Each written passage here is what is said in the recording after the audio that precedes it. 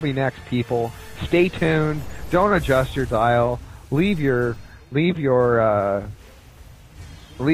browsers on this same titled location. It's desperation time here, as Snake is going to send in 16 roaches and 29 zerglings. He's going to try to win the game right here. Last ditch attempt. And let's see how far they're going to be able to get into BCQT's base as they take down that bunker and continue to move forward to take out the tank. But you know what? These Marines and SCVs are just taking out these roaches. That's right. Marauders mainly that did it. 6 Marauders. Oh, did I say Marines? Yeah.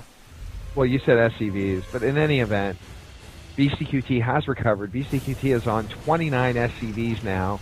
However, Zerg has no army at all. BCQT's got 6 Marauders, 2 Hellions, 1 Medevac dropship, 1 tank, 1 Viking, 6 Marines. So if BCQT just threw his units into the Zerg base, he'd be able to win the game. However, unfortunately, all of BCQT's units are located right here. A third base being completed by Snake. It's still a long way away, just planted it into the ground. Another drop going down from BCQT as 2 Hellions move forward into the mineral line. Jim, if you wouldn't mind taking care of the scoreboard, it has reset itself for some reason. Okay, just a sec. We are seeing these drones get burnt to a crisp as we are down to 38 drones for Snake. As he has rebuilt his economy, we do see a third base going down from, as Jim did point out, going down for Snake as well. A little bit of reiteration on my part. We also see some Marines being pushed out of these 2 barracks, which both have reactor cores on them. So a lot of Marines on the way out from BCQT as he continues to pump out tanks as well and Marauders. We do have the layer tech just now finishing up by Snake, and Snake is now on to tier 2. And I don't know, BCQT still to me looks like he's in a very commanding position. What do you think? I would say so as well, Jim, as he continues to pump out these +1 attacked Marines. And there is a Spire going down, but these Marines are gonna cause problems for all those Mutalisks. And it looks like it just looks like Snake is going with the same kind of build we've seen in the past 2 games, Jim. And the Spire is still a long way away as well. Not only the Spire has to complete, but then he's got to build the Mutalisks as well. So, look at this, 4 drop ships. Ooh, a sexy drop coming in from BCQT. One of them is full of 2 tanks. One of them has 2 Marauders, 4 Marines. One of them has full of Marines, and one of them is 3 Marauders and 2 Marines. 4 drop ships fully loaded. Going out right now. By the way, in StarCraft 1, BCQT's nickname was Dropship Dave, and we're seeing why right here. These tanks roll forward, sieging into the ground. And all Snake can do is run. He's gathering together every single unit he has, and Snake, is he going to take a run at this force? I don't know, man. That layer goes down with no problem. This looks so bad for Snake as he lost his tier 2 technology. And G is called out. And it looks like that will be the end of it. BCQT takes the win. We've got our first Terran victory here. Well, maybe not the first, but we've got one. The one thing I know is that we can count on each other to get the job done. Or die trying, if that's what it takes.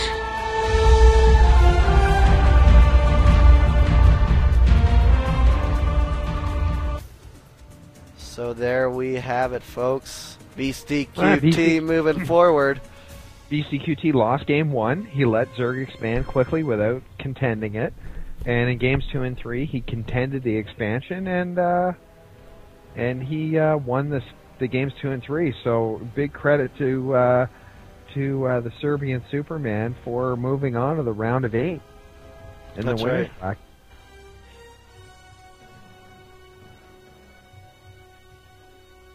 And again, dude, what's going on? What do you mean? Well, the scoreboard keeps resetting. I'm not sure. Something going in and changing it, or what? Oh, I'm not doing any of that. I don't even have that page open, man. Looks fine on my end.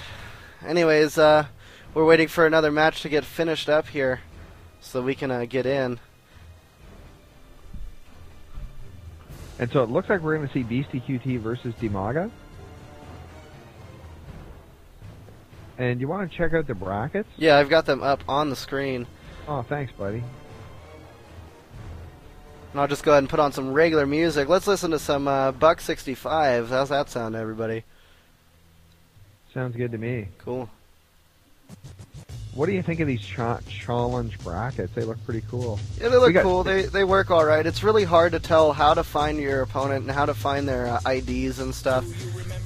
That's the only thing about it is for a streamer, it's not optimal. But they look nice and they work well. Well, I think even for players themselves, it's not optimal. They have to go into the chat room to find their opponent and figure out what their name is. With the Craft Cup bracketing system, the player just needs to go into the bracket they're in next, look at their opponent's number, and bang. And it looks like Torre's online. Maybe he's the one messing with the scoreboard. Could be. Maybe if we could bring Torre into the conversation. That's exactly what I was going to do, Jim. We could get him to man the scoreboard. All right, guys, we're going to have Torre join us right now. I'm one of the higher paid people here at Invit TV, so I usually don't do the menial pre-production tasks like fixing scoreboards. That's not right. We usually leave it to our intern, Torre. Who one day may become a broadcast journalist such as myself. This is what I'm saying. I opened the browser so it reset the scoreboard on the boss map. Oh, so that's what happened. Okay. No problem, man. I watched the stream and tried to fix it, so... But, you know, in 4 or 5 years, Torre may become, you know, an accomplished journalist such as myself. But yeah, guys, I'm going to take a shower. I'll be back in like 15 minutes. All right, good luck. Cool, man. Well, we shouldn't have that long until this next match. We are going to see the Beastie QT against Damaga, I believe.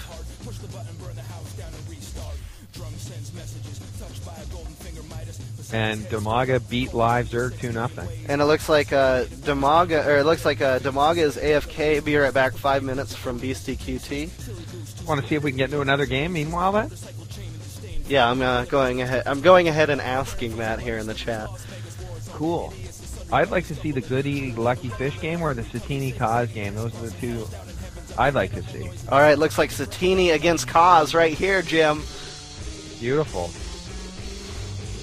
As Satini will go ahead and invite me. Make sure he's got my code and everything.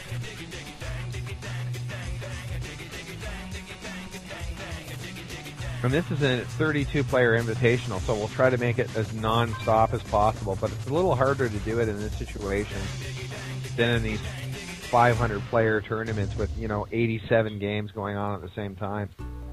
Yeah, for sure. Now we're getting some questions. Why aren't we featured on Team Liquid? Well, we haven't put in the official request. What we do need you guys to do is actually support us over here at the Team Liquid forums. If you guys can, I do have the invite, but if you guys can support us there on that link, let them know that you want, that we should be featured. I mean, come on. If we get enough people requesting that, I will put in the request for the feature, as well as them to change the name of that forum topic.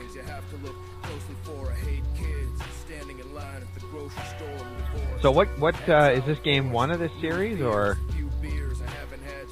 I'm going to find that out right now, Jim. Thanks, man. And yes, please join the Imba TV forums. You can go to imbalance.tv to do so.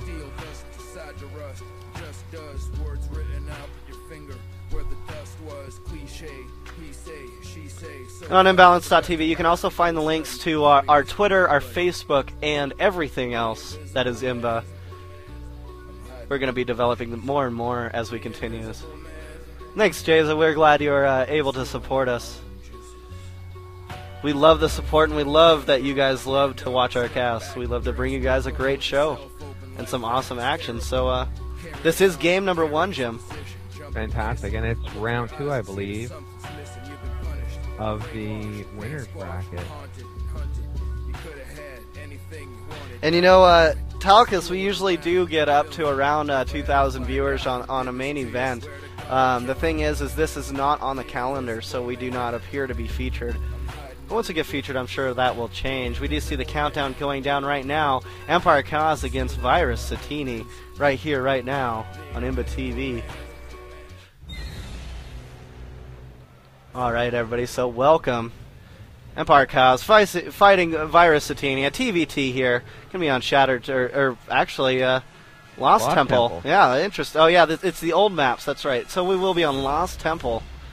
And Going retro. It's going to be a retro match here. This is the SC2 TV.RU Invitational number 1, $700 on the line.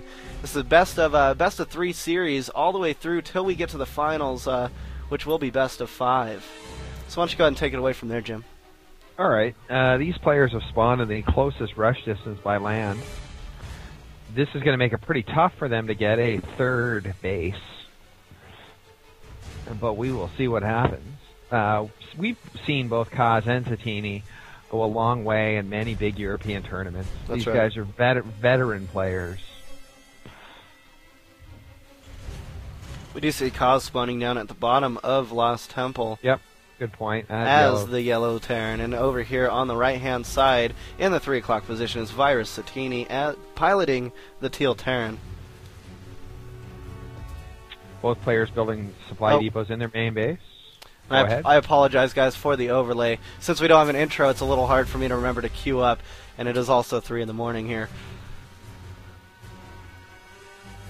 So with the excuses on the table, we see the barracks being placed down from both Satini and from Empire Kaz. And let's see who does the scouting first. It looks like it will be Satini. Man, Satini's going to move first to the closest rush distance by land, and so Satini's going to find Kaz. And I think Kaz will be able to figure out that Satini's in the closest rush distance by land by how quickly this SCV arrives. Definitely.